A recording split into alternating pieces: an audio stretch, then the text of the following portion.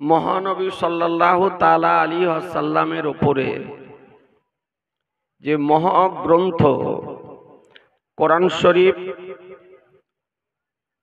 অবতীর্ণ করেছেন, এই মহাগ্রন্থ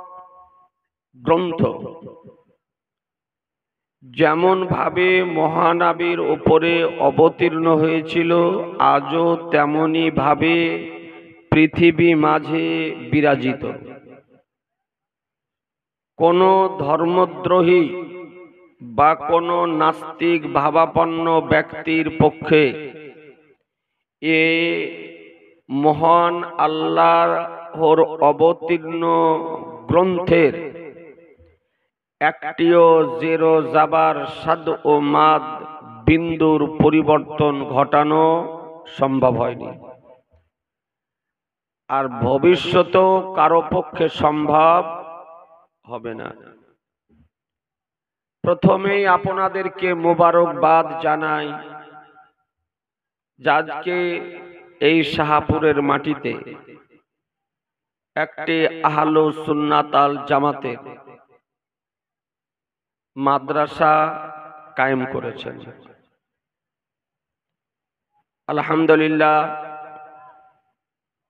এই মাদ্রাসার ওসিলাতে হয়তো আপনাদের অমূল্য ঈমান সুরক্ষিত থাকবে।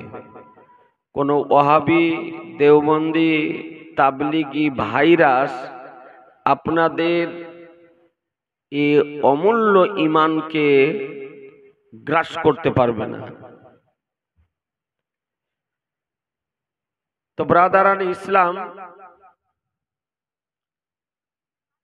এই গভীর রাত্রিতে একটি মাত্র হাদিসে কারিমা আপনাদের সামনে আলোচনা করব। আমি সমস্ত বুদ্ধিজীবী, জ্ঞানী গুণী পুরুষ ও নারী সকলের কাছে অনুরোধ করব যে একটু নিরপেক্ষ দৃষ্টিভঙ্গি নিয়ে মনোযোগ সহকারে একটু বুঝার চেষ্টা করবেন। ব্রাদারান ইসলাম, বর্তমান সময় এক শ্রেণীর মানুষ, কিছু জ্ঞান পাপী, কিছু অনভিজ্ঞ ব্যক্তি আদা জল খেয়ে কোমর বেঁধে সোশ্যাল মিডিয়ার ময়দানে নেমেছে। মহানবী সাল্লাল্লাহু তাআলা আলাইহি ওয়াসাল্লামকে সাধারণ মানবের কাঠগড়ায় দাঁড় করার মানসে আমি তরুণ, যুবক, প্রবীণ সকলের কাছে অনুরোধ করব যে এ নবিয়ে পাক সাহেবে লাউলাক সাল্লাল্লাহু তাআলা আলাইহি ওয়াসাল্লামকে একটু বোঝার জন্য। নবীর কি পাওয়ার, নবীর কি ইখতিয়ার, নবীর কি অধিকার মহান রব্বুল আলামিন প্রদান করেছেন। একটি মাত্র হাদিসে কারিমা শুনুন, যে হাদিসটি তিরমিজি শরীফ, মক্কাতুল মুকাররমা সৌদি আরবের print, Darus Salam Riyad, page number 564 তে হাদিস শরীফ বর্ণিত হয়েছে। হাদিস নাম্বার 2377 নম্বর হাদিস। কত বললাম? 2377 নম্বর হাদিস বর্ণিত হয়েছে। যে হাদিসের বর্ণনাকারী, মা বোনেরা আপনারা ভালো করে শোনেন মা, যে হাদিসের রাবী, বর্ণনাকারী সাইয়্যিদুনা হযরত আবু হুরায়রা রাদিয়াল্লাহু তাআলা আনহু। কি নাম বললাম? হযরত, আমার সঙ্গে বলতে হবে, হযরত আবু হুরায়রা রাদিয়াল্লাহু তাআলা আনহু, বিখ্যাত সাহাবী। আবু হুরায়রা রাদিয়াল্লাহু তাআলা আনহু সমস্ত সাহাবীদের মধ্যে সর্বাপেক্ষা হাদিস শরীফ বর্ণনা করেছেন। যদি ইসলামিক কুইজ হিসাবে জিজ্ঞাসা করা হয় যে নবী পাকের বাহ্যিক জীবদ্দশায় যে সমস্ত সাহাবায়ে কেরামগণ উপস্থিত ছিলেন, নবীর হাদিস শরীফ বর্ণনা করেছেন, তার মধ্যে সবথেকে বেশি সর্বাধিক হাদিস শরীফ কোন সাহাবী বর্ণনা করেছেন? তবে এই ইসলামিক কুইজের সঠিক উত্তর হবে যে তার নাম হযরত আবু হুরায়রা রাদিয়াল্লাহু তাআলা আনহু। মনে থাকবে না? একটু হ্যাঁ না করেন না। মনে থাকবে না? থাকবে না? থাকবে। ছেলের নাম যদি হয় তো নাম রাখিয়েন, পোতা যদি হয় তো পোতার নাম রাখিয়েন, নাতি হলে নাতির নাম রাখিয়েন। এইরকম নাম আপনি খুব কম পাবেন সমাজে। মুন্টু, ঝুন্টু, ঘুন্টু, নুন্টু, এইরকমই আপনি পাবেন। তো সাইয়্যিদনা হযরত আবু হুরায়রা রাদিয়াল্লাহু তাআলা আনহু হাদিস শরীফ বর্ণনা দিচ্ছেন যে আসহাবে সুফফা, এই আসহাবে সুফফা গণের মধ্যে তিনিও একজন। এই আসহাবে সুফফা কারা ছিলেন?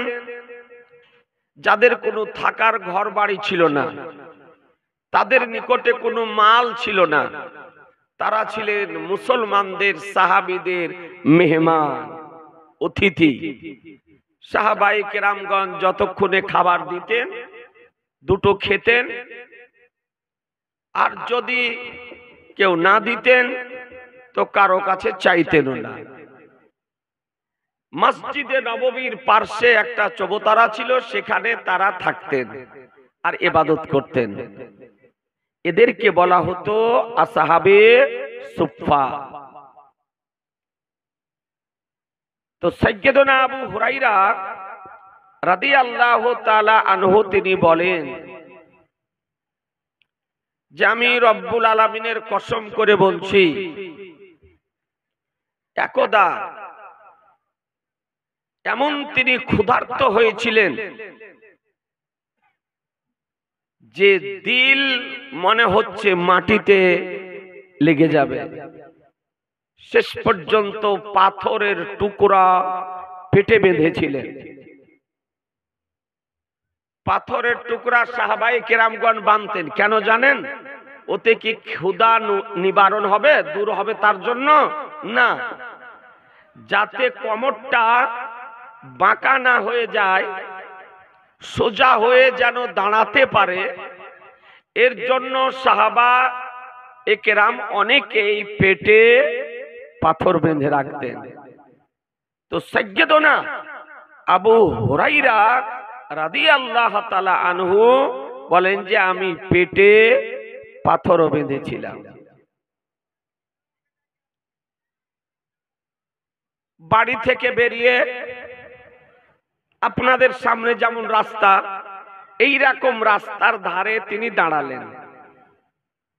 ওই রাস্তা দিয়ে সাহাবায়ে কেরামগণ যাতায়াত করেন। নবী পাক সাহেবে লাউলাকের দরবারে সাহাবায়ে কেরামগণ আসেন। তো তিনি ওই রাস্তার ধারে দাঁড়িয়ে আছেন। তো দেখছেন যে ওই রাস্তা দিয়ে ইসলাম জগতের প্রথম খলিফা সাইয়্যিদনা আবু বকর সিদ্দিক রাদিয়াল্লাহু তাআলা আনহু ওই রাস্তা দিয়ে চলে আসছেন। তো সাইয়্যিদনা আবু বকর সিদ্দিক রাদিয়াল্লাহু তাআলা আনহুকে দেখে হযরত আবু হুরায়রা রাদিয়াল্লাহু তাআলা আনহু একটি কোরআন মাজিদের আয়াত পড়লেন। আবু বকর সিদ্দিক রাদিয়াল্লাহু তাআলা আনহু কোরআন শরীফের আয়াতটি শ্রবণ করলেন, তিনি চলে আসলেন। উনার মানসিকতা ছিল, উনার উদ্দেশ্য ছিল যে আমি এই আয়াতটি যদি পড়ি তবে উনি হয়তো আমার কিছু খাবারের ব্যবস্থা করে দিবেন। কিন্তু তিনি চলে আসলেন। কিছুক্ষণ পরে দেখছেন ইসলাম জগতের দ্বিতীয় খলিফা আমিরুল মুমিনিন হযরত উমারে ফারুক রাদিয়াল্লাহু তাআলা আনহু ওই রাস্তা দিয়ে চলে আসছেন। একবার সুবহানাল্লাহ বলেন না, একটু জোরে বলেন না সুবহানাল্লাহ সুবহানাল্লাহ। ये उमारे फारूक রাদিয়াল্লাহু তাআলা আনহু কার নাম? যে উমারে ফারুক শুকিয়ে যাওয়া নীল নদকে নিজ হাতে পত্র লিখে প্রেরণ করার কারণে যে নীল নদ জারি হয়ে গিয়েছিল আজ পর্যন্ত শুকায়নি। সুবহানাল্লাহ সুবহানাল্লাহ। ও উমারে ফারুক যদি কোন রাস্তা দিয়ে সকাল বেলায় একবার যদি হাঁটতেন তো ওই রাস্তাতে সন্ধ্যা পর্যন্ত ইবলিস শয়তান যেত না। উমারে ফারুক এর সময়কালে যদি পৃথিবীতে ভূকম্প আরম্ভ হতো, জালজালা আরম্ভ হতো, আর যদি উমারে ফারুক রাদিয়াল্লাহু তাআলা আনহু পায়ের যদি লাথি মেরে দিতেন তো কসম খোদার সঙ্গে সঙ্গে ভূমিকম্প বন্ধ হয়ে যেত। উমারে ফারুক সময়কালে যদি পাহাড়ি আগুন লেগে যেত আর সেই পাহাড়ি আগুনকে যদি তার ব্যবহারকৃত চাদরকে পতাকার ন্যায় দেখিয়ে দেওয়া হতো, সঙ্গে সঙ্গে পাহাড়ি আগুন নিস্তব্ধ হয়ে যেত। সুবহানাল্লাহ সুবহানাল্লাহ। একটু জোরে বলেন না।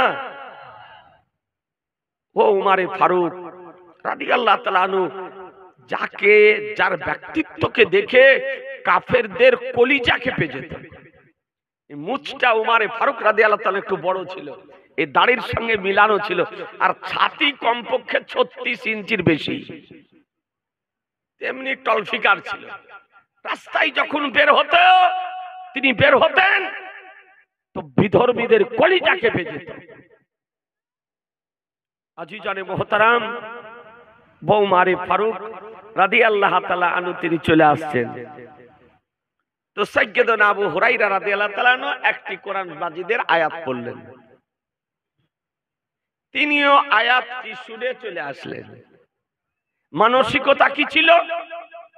যে আয়াতটি শোনার পর যদি আমাকে দুটো খাবার যদি দেন, খাবারের ব্যবস্থা যদি করে দেন, কিন্তু হলো না। চলে আসলেন, দাঁড়িয়ে আছে। কিছুক্ষণ পর দেখতেছেন আমার আনিসে বেকাসা সৈয়দে কাউন মাকা বেকাসুকে কাস বেসাহারুকে সাহারা বেচারুকে চারা গরিবুকে হামি ইয়াতুমিকে বলি শাফিউল মুজনাবিন রাহমাতুল লিল আলামিন, আমার দয়ার নবী মায়ার নবী ওই রাস্তা দিয়ে চলে আসছে। নবী আমার আবু হুরায়রাকে দেখে মুচকি হাসছে।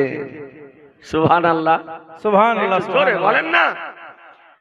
আবু হুরায়রাকে দেখে নবী আমার মুস্কুরালেন। মুস্কুরা অর্থ হচ্ছে মুচকি হাসলেন। নবী যখন মুচকি হাসতেন তো দুই হোঁট মোবারক একটু সরে যেত, আর এই সম্মুখে দুটো দান মোবারক কিছু অংশ প্রকাশিত হতো। আর নবী যখন মুচকি হাসতেন পবিত্র দান মোবারকের এ আলো পৃথিবীতে যখন পড়তো তো অন্ধকারাচ্ছন্ন স্থানে যদি নবী আমার মুচকি হাসতেন তো কসম খোদার অন্ধকারাচ্ছন্ন স্থান আলোকিত হয়ে যেত। সুবহানাল্লাহ সুবহানাল্লাহ। ও আমার দয়ার নবী মায়ার নবী। একদা মায়েশা সিদ্দিকা রাদিয়াল্লাহু তাআলা আনহা বলেন যে আমি রাত্রি কালে বসে কাপড় সেলাই করতেছিলাম, আর কাপড় সেলাই করতে করতে আমার হাত থেকে সুইটি পড়ে যায়। কোনো প্রদীপ ছিল না, কোনো আলোর ব্যবস্থা ছিল না, আর এই অবস্থাতে আমার রহমতুল লিল আলামিন পয়গম্বর মায়েশা সিদ্দিকা রাদিয়াল্লাহু তাআলা আনহার ঘরে প্রবেশ করছেন। প্রবেশ করে যেমন নবী আমার মুচকি হেসেছেন, মায়েশা সিদ্দিকা রাদিয়াল্লাহু তাআলা আনহা বলেন সেই দিন আমার নবীর মুচকি হাসার আলোতে আমার হারিয়ে যাওয়া সুইটি আমি কুড়িয়ে পেয়েছিলাম। নারে তাকবীর, নারে তাকবীর, নারে রিসালাত, মাসলাকে আলা হযরত। ও আমার নবীর মুচকি হাসি। হাদিসটি ভালো করে শোনেন। সন্ধ্যা থেকে বহু কোয়ালিটি রজ নসিহত নাত গজাল মানকাবাত সবকিছু শুনছেন, ব্রেনে সেভ রাখেন নবীর হাদিস। তোমার দয়ার নবী, মায়ের নবী, রহমতের নবী, নবী বললেন আবু হুরায়রা আমার সঙ্গে এসো। সুবহানাল্লাহ, সুবহানাল্লাহ। জোরে নবী আমার বললেন আবু হুরায়রা তুমি আমার সঙ্গে এসো। আবু হুরায়রা নবীর সঙ্গে আমার চলতে আরম্ভ করলেন। বাড়ি আসলেন। বাড়ি এসে নবী আমার দেখছেন যে একটা গ্লাসে এক গ্লাস দুধ রাখা আছে। তো নবী পাককে যদি কেউ সদকার মাল দিতেন তবে গ্রহণ করতেন না, খেতেন না। ওই মাল ওই আসহাবে সুফফাদেরকে খাইয়ে দিতেন। আর কেউ যদি হাদিয়া যদি দিতেন, উপহার যদি দিতেন, উপঢৌকন যদি দিতেন, তবে সেই মালটি নবী আমার গ্রহণ করতেন। তো দেখছেন এক গ্লাসে দুধ রাখা আছে। দুধ এমন একটি খাদ্য যাতে বৈজ্ঞানিকদের গবেষণা মোতাবেক দুধে A to Z ভিটামিন আছে। কোন মানুষ যদি প্রতিদিন দুধ যদি পান করে তবে তার দেহে শরীরে কোনো ভিটামিনের অভাব হবে না। এইরকম দুধ প্রোটিন খাদ্য, যাতে পিপাসাও দূর হয় আর ক্ষুধাও নিবারণ হয়। আগে তো আমাদের গ্রাম অঞ্চলে প্রায় বাড়িতে আপনার গরু দু একটা করে থাকতো, একটু দুধ খেত। আজকাল তো প্রায় জিনিসই ভেজাল। নির্ভেজাল জিনিস পাওয়া খুব কঠিন, নাকি বলছেন? হ্যাঁ, প্রায় জিনিসেই ভেজাল। এইরকম হচ্ছে দুধ প্রোটিন খাদ্য।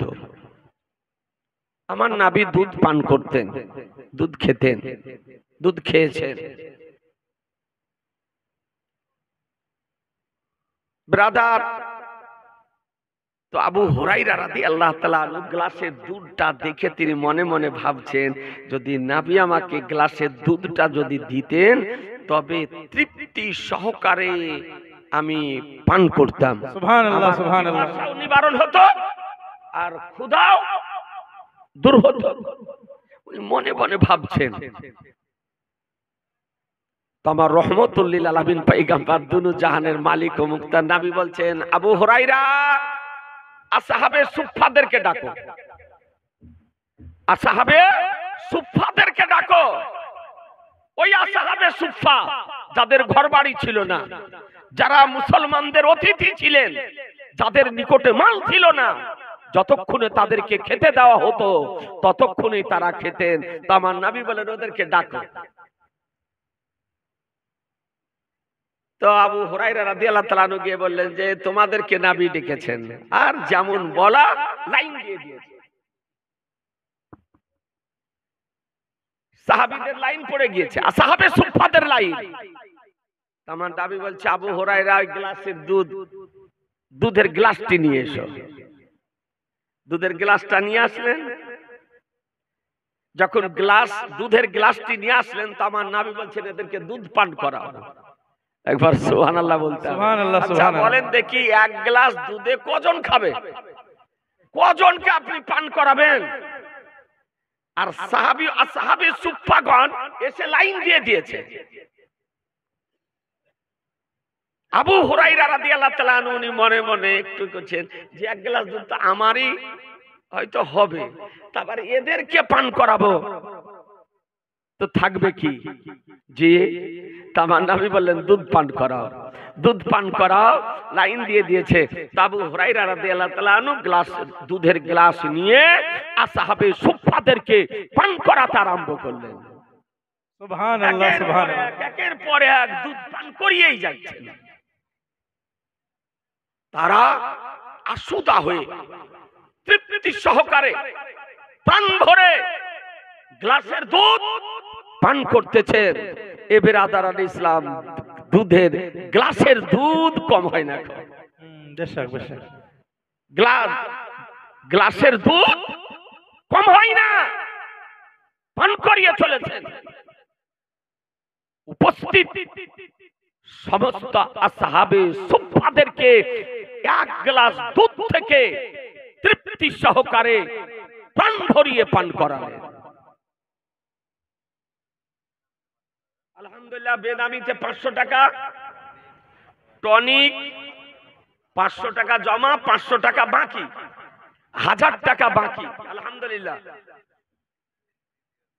শুকুদ্দি দিয়েছে 50 টাকা, কই গো 50, 550 টাকা দিয়েছে। আলহামদুলিল্লাহ, একজনা 10 টাকা দিয়েছে। আবু হুরায়রা রাদিয়াল্লাহু তাআলা আনহু বলেন, আসহাবে সুফফা যারা ছিল সকলকেই দুধ পান করাইলেন, সকলেই দুধ পান করলেন। আবু হুরায়রা রাদিয়াল্লাহু তাআলা আনহু দুধের গ্লাস নিয়ে আসছেন। তো আমার নবী বলছেন, আবু হুরায়রা তুমি পান করো। সকলকে পান করানোর পর নবী আমার বলছেন, আবু হুরায়রা তুমি পান করো। তা আবু হুরায়রা রাদিয়াল্লাহু তাআলা গ্লাসটা নিয়েছেন, দিয়ে একটু দুধ পান করে রেখে দিয়েছেন। তা আমার নবী বলছেন, আবার পান করো, আরো পান করো। আবু হুরায়রা রাদিয়াল্লাহু তাআলা বলেন, গ্লাসটা নিয়ে আবার খানিক পান করলাম দুধ। আমার রহমতুল লিল আলামিন বলছে, না হয়নি, আরো পান করো। আবু হুরায়রা রাদিয়াল্লাহু তাআলা বলেন, তৃতীয়বার এমন ভাবে পান করলাম যে একেবারে গলা পর্যন্ত চলে এসেছে। সুবহানাল্লাহ, সুবহানাল্লাহ। ফুল ভিতর ফুল। রহমতুল লিল আলামিন পয়গম্বর, দুনু জাহানের মালিক ও মুক্তার নবী আমার বলতেছেন, আবু হুরায়রা আবার পান করো। তো বলছে, ইয়া রাসূলুল্লাহ, আর ভিতরে জায়গা নাই। সুবহানাল্লাহ, আর ভিতরে জায়গা নাই, যে ভিতরে আর দুধ দেব। গ্লাসের দুধ কম হলো না, এহেন অবস্থাতে সকলকে পান করালেন। কতজন ছিলেন? হাদিসে রাবী বলেন, সেই দিন আসহাবে সুফফার সংখ্যা ছিল 70 জন মুসলমান। সুবহানাল্লাহ, সুবহানাল্লাহ। কতজন ছিল? 70 জন। পরিশেষে আবু হুরায়রা পান করার পর নবীর হাতে গ্লাস দেওয়া হলো, নবী আমার পান করলেন। দুধের গ্লাসের দুধ খতম হলো। তো বুঝা গেল নবী কার দাম, পয়গম্বর কার দাম, রাসূল কার দাম। যে পয়গম্বর এক গ্লাস দুধ থেকে 70 জন আসহাবে সুফফাকে পান করাতে পারেন। নারে তাকবীর, নারে রিসালাত, মাসলাকে আলা হযরত। এই জন্য কুরআন বলতেছে, ইয়া আইয়ুহান নাসু কাদ জাআকুম বুরহানুম মির রাব্বিকুম, হে মানব সম্প্রদায়, নিশ্চয় তোমাদের নিকটে আল্লাহর পক্ষ থেকে একটি বুরহান এসেছে, দলিল এসেছে, মুজিজা এসেছে। আল্লাহ তাআলা আমাদের নবীকে মুজিজা করে পৃথিবীর বুকে পাঠিয়েছে। সুবহানাল্লাহ, সুবহানাল্লাহ। এই নবীকে আমাদের মতো বলা যাবে? একটু জোরে বলেন না। না, বলা যাবে? আচ্ছা, একটু দুই হাত তুলে বলেন তো দেখি, সকলেই দুই হাত উঠিয়ে। জি, বলা যাবে না। নবীকে আমাদের মতো বলা যাবে না। না আমরা নবীর মতো, না নবী আমাদের মতো। নবী হলেন নবীর মতো, নবী হলেন নবীর মতো। নবীর সঙ্গে পৃথিবীতে কারো তুলনা করা যাবে না। এই জন্য যে নবীর মতো তা আল্লাহ দ্বিতীয় কাউকে তৈরি করেননি। নাবির মতো করে আল্লাহ দ্বিতীয় কাউকে তৈরি করেননি। কিতাব উঠিয়ে দেখুন, বর্ণিত হয়েছে লাবি ইয়াখলুকুর রহমানু মিসলা মুহাম্মাদিন সাল্লাল্লাহু তাআলা আলাইহি ওয়াসাল্লাম। আল্লাহ তাআলা নবীর মতো করে পৃথিবীতে কাউকে তৈরি করেন, সুবহানাল্লাহ, কাউকে তৈরি করেননি। এ নবীকে আল্লাহ মুজিজা করে প্রেরণ করেছেন। এ বেরাদারান ইসলাম, সাইয়্যিদুনা আবু হুরায়রা রাদিয়াল্লাহু তাআলা আনহু এইরকম একজন উচ্চাঙ্গের সাহাবী ছিলেন, যিনি পুরা রাত ইবাদত করতেন, পুরা রাত ইবাদত করতেন। আপনারা আমরা তো এই যে পবিত্র রমজান মাস গেল, রমজান মাসে 20 রাকাত তারাবি পড়তে ক্লান্ত হয়ে গেলাম গো। হ্যাঁ, কখন শেষ হবে?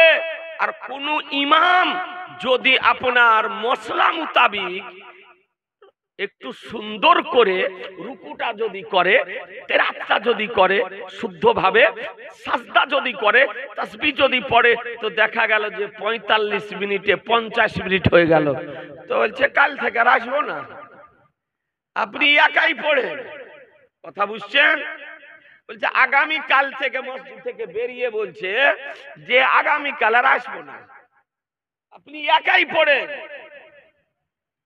5G ফেল, জি টাওয়ার ধরে না, না রুকু করা যায়, না তাসবিহ পড়া যায়, না সাজদা করা যায়। মনে হচ্ছে যে তারাবি মানে একটা খেলা। জি, একটা ইবাদত, গুরুত্বপূর্ণ ইবাদত। আজকে 20 রাকাত তারাবি একটা বিশেষ ইবাদত আল্লাহ আমাদেরকে দান করেছেন। আজিজানে মুহতারাম, বছরে একটি মাস এই 20 রাকাত তারাবি পড়তে ক্লান্ত। আর ও আবু হুরায়রা রাদিয়াল্লাহু তাআলা আনহু পুরা রাত ইবাদত করতেন। একটু সুবহানাল্লাহ বলেন। সুবহানাল্লাহ, নবীর সুবহানাল্লাহ। চেহারা দর্শন করার পর, নবীর সান্নিধ্য লাভ করার পর, নবীর নৈকট্য লাভ করার পর আজকে সারা রাত ইবাদত করতেন মুসলমান। উঠিয়ে দেখুন হাদিস শরীফ। হাদিস শরীফে বর্ণিত হয়েছে যে একদা আমার দয়ার নবী, মায়ার নবী, রহমতের নবী, এই সুবহানাল্লাহ, কাগজ তো ভুলে গেছে, 4 দিগ,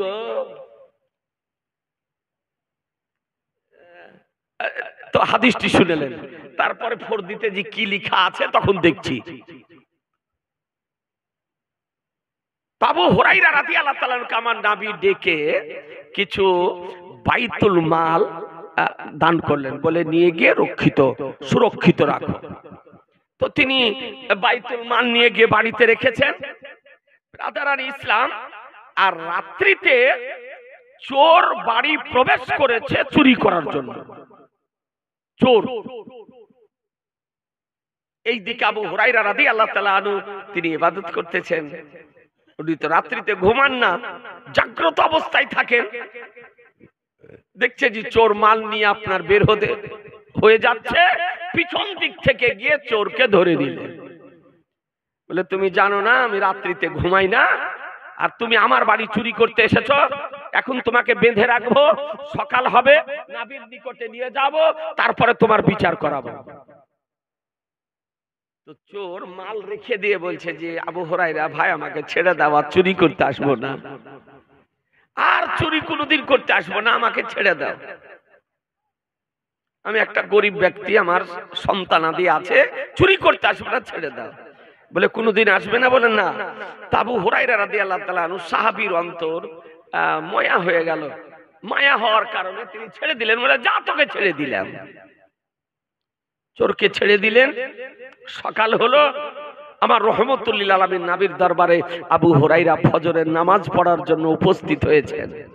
ফজরের নামাজ সমাপ্ত করার পর আমার রহমতুল লিল আলামিন পয়গম্বর আলিমে মাকানা ওমাইয়াকুরের সংবাদদাতা পয়গম্বর, যে পয়গম্বর জমিনের উপরে দাঁড়িয়ে জমিনের নিচের সংবাদ দিতে পারেন, যে পয়গম্বর জমিনে দাঁড়িয়ে আজকে সপ্তম আকাশের সংবাদ দিতে পারেন, যে পয়গম্বর জমিনে দাঁড়িয়ে জান্নাত ও জাহান্নামের সংবাদ দিতে পারেন, যে পয়গম্বর জমিনে দাঁড়িয়ে চন্দ্র সূর্যের সংবাদ দিতে পারেন, যে পয়গম্বর জমিনে দাঁড়িয়ে সিদরাতুল মুনতাহার সংবাদ দিতে পারেন, যে পয়গম্বর জমিনে দাঁড়িয়ে লৌহে কলমের সংবাদ দিতে পারেন, যে পয়গম্বর জমিনে দাঁড়িয়ে আরশে ইলাহির সংবাদ দিতে পারেন, যে পয়গম্বর জমিনে দাঁড়িয়ে খোদার সংবাদ দিতে পারেন।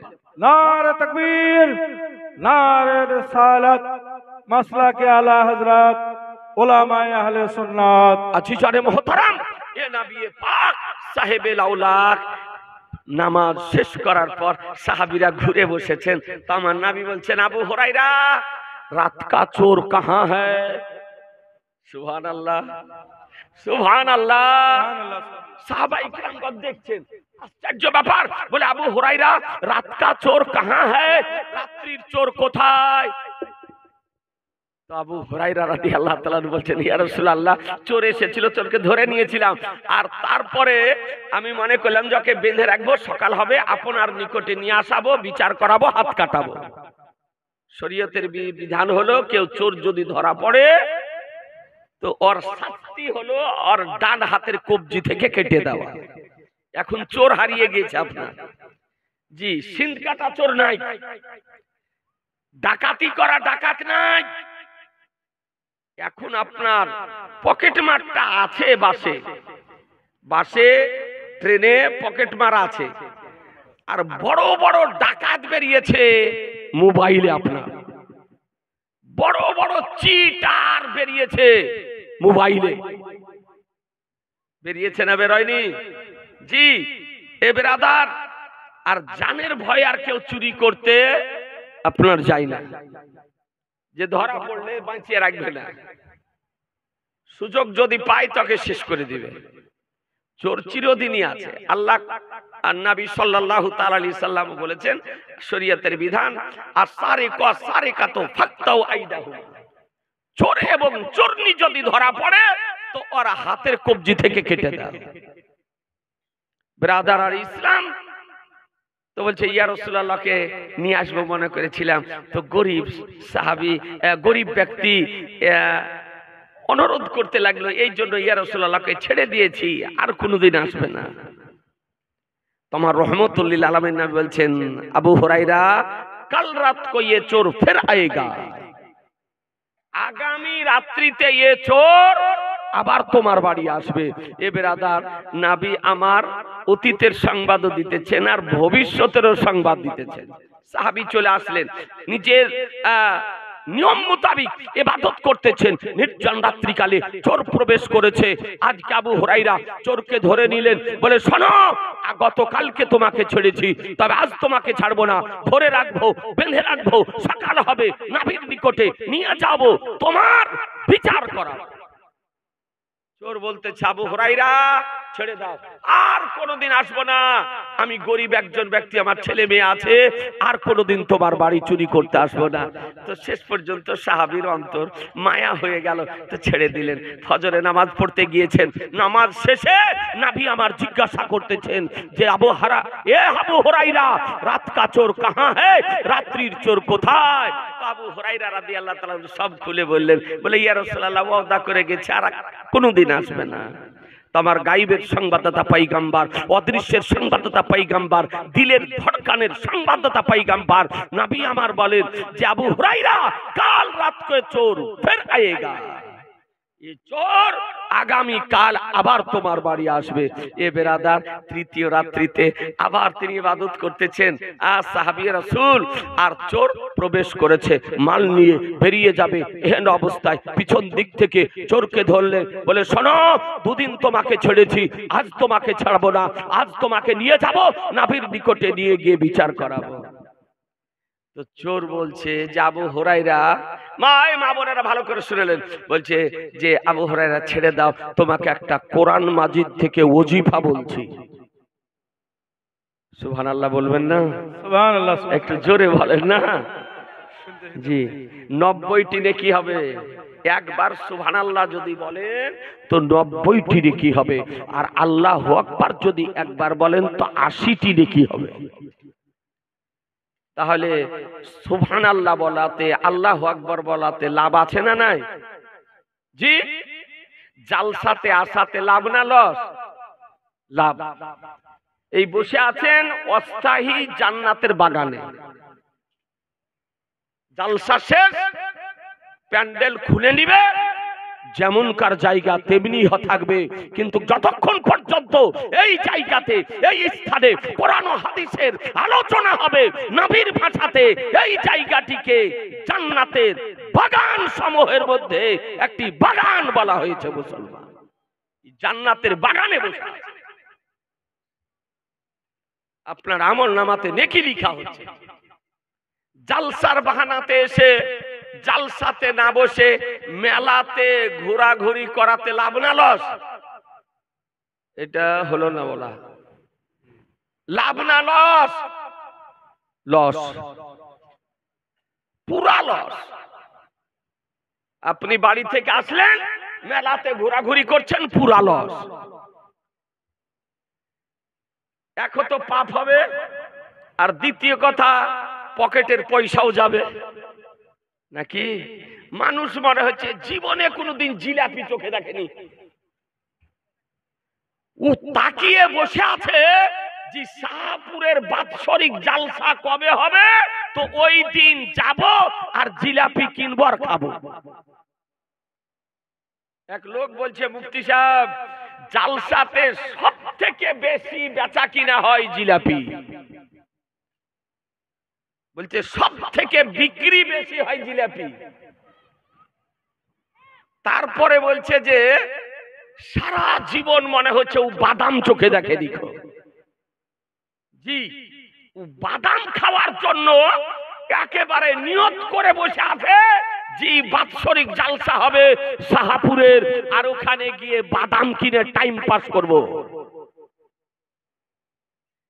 বাদাম খাওয়ার জন্য আর জিলাপি খাওয়ার জন্য জালসার ব্যবস্থা করেছে। মানুষ মনে করছে এই যুবক কিছু বেরিয়েছে, ও জালসাতে বসে না, ডেলিকেট খুঁজে বেড়ায়।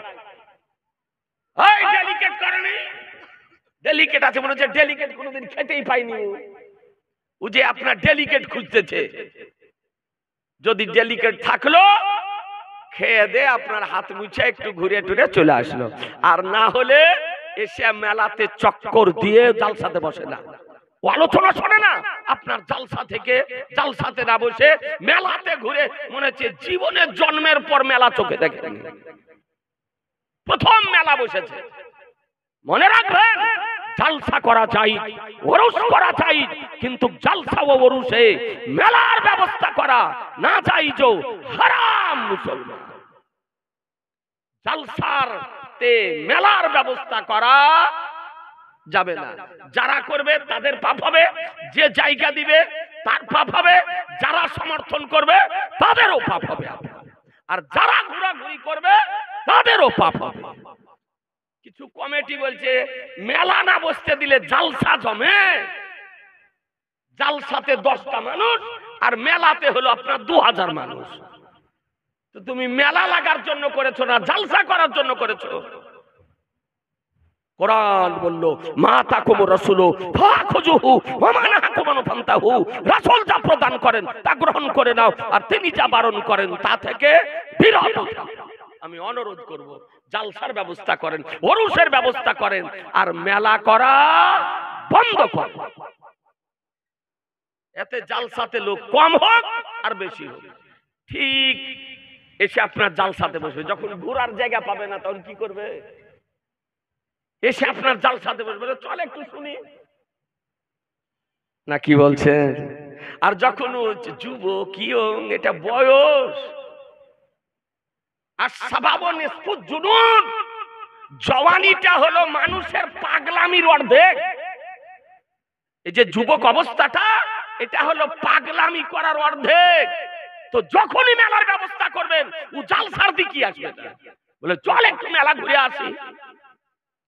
আর কেমন করে টাইম পাস হবে নিজেও বুঝতে পারবে না। যেমন পাগল করা জিনিস বেরিয়েছে মোবাইল, এই মানুষকে সুস্থ অবস্থাতে পাগল করে না। কি বলছেন? হ্যাঁ না করছেন না?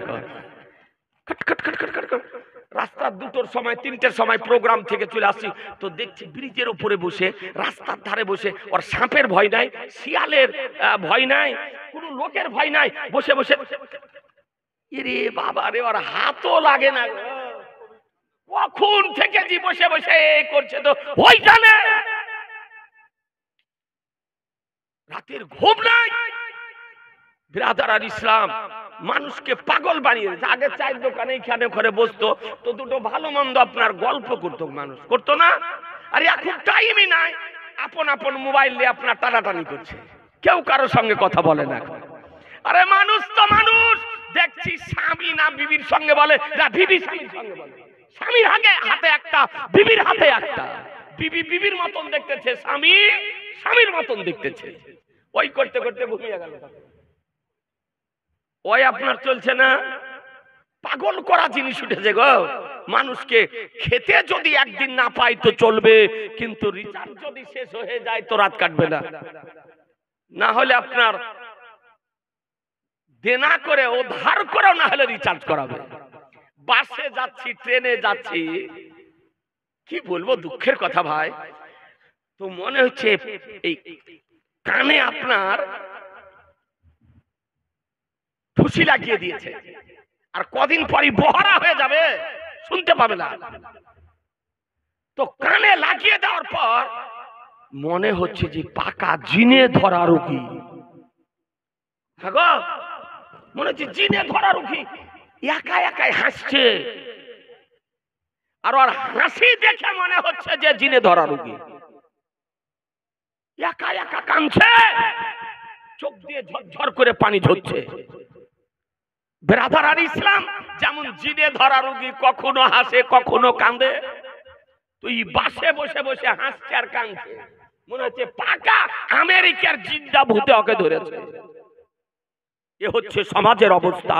মুসলমান বলতে চাই আপনাদেরকে, কোরআন বলল মা তাকুমু রাসূলু ফাখুযুহু ওয়া মা নাহাকুম আনহু ফান্তাহু, রাসূল যা প্রদান করেন তা গ্রহণ করে নাও, তিনি যা বারণ করেন তা থেকে বিরত থাকো। আরে মডেল যদি বানাতে হয় রাসূলুল্লাহকে মডেল বানান, তবে ইহ জগত মঙ্গল হবে, পরজগত মঙ্গল হবে।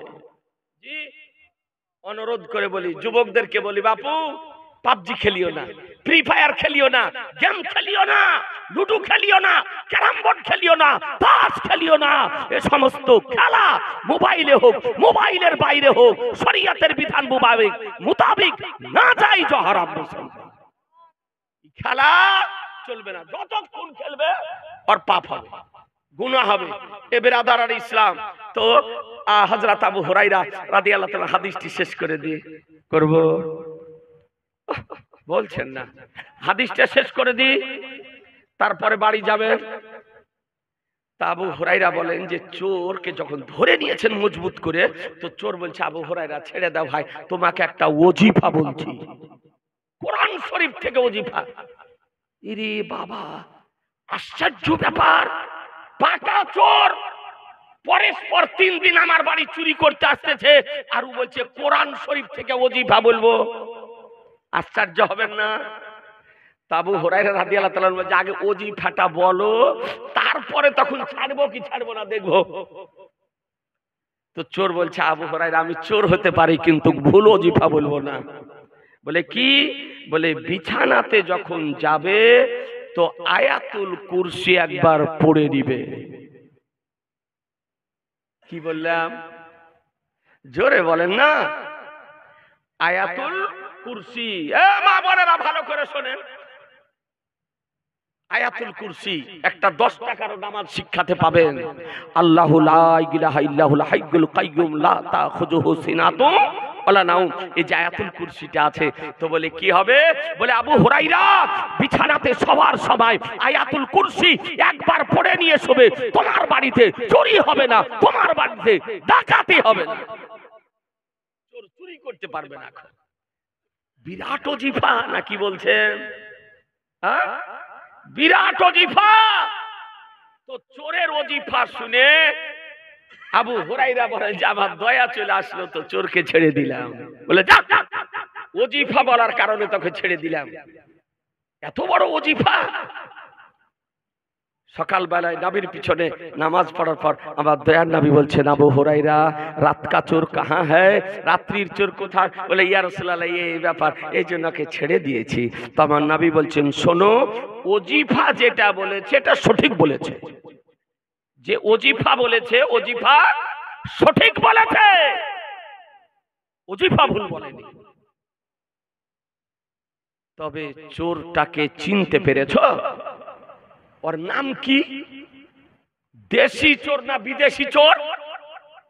বলছে ইয়া রাসূলুল্লাহ তা তো জিজ্ঞাসা করিনি, ওকে 3 দিন ধরেছি, ওকে নিয়ে আসতাম, কিন্তু কি ইয়া রাসূলুল্লাহ তা তো জিজ্ঞাসা করা হয়নি।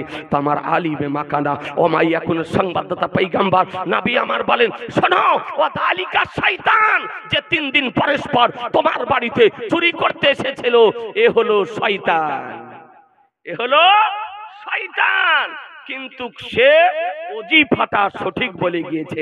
আজকের জালসা থেকে আপনাদেরকে মেসেজ দিতে চাই ভাই, যে কমপক্ষে একটা মশলা মনে রাখুন, যখন বিছানাতে যাবেন, এ মা বোনেরা ভালো করে শোনেন, বিছানাতে যখন যাবেন ওযু করে বিছানাতে যাবেন। বলুন ইনশাআল্লাহ, জোরে বলেন না। ওযু করে বিছানাতে যাবেন, আর বিছানাতে যখন শোবেন ডান কাইত করে শোবেন।